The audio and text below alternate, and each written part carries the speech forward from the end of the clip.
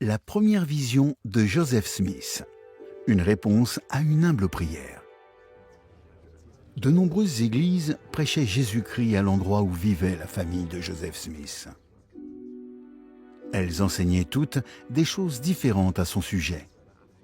Joseph ne savait pas qui avait raison. Il savait qu'il avait besoin du Sauveur, mais il ne savait pas à quelle église se joindre.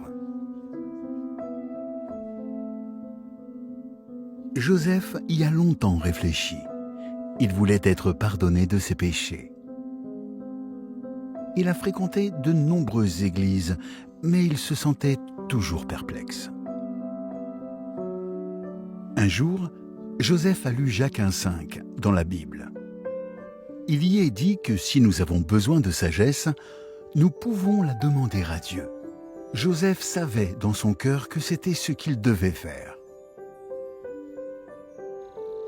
Le matin d'une belle journée de printemps, en 1820, Joseph s'est rendu dans les bois, près de sa maison. Il voulait être dans un endroit où il pourrait être seul pour prier notre Père céleste.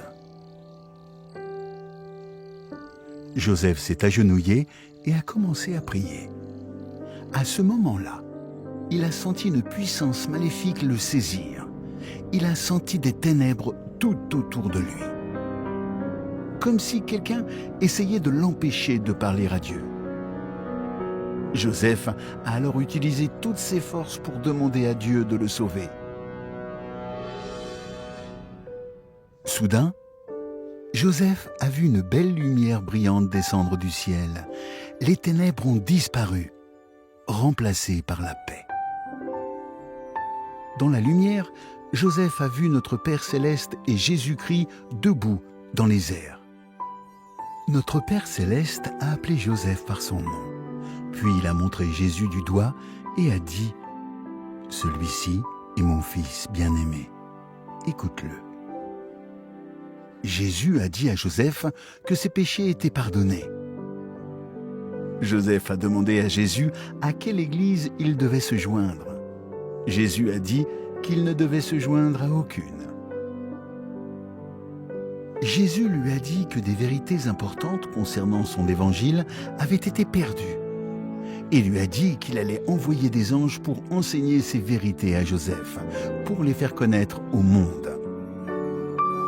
À la fin de la vision, Joseph était rempli d'amour et de joie. Il n'était plus troublé. Il savait que Dieu l'aimait. Même si certains l'ont détesté pour avoir dit qu'il avait vu notre Père céleste et Jésus-Christ, Joseph savait que c'était vrai.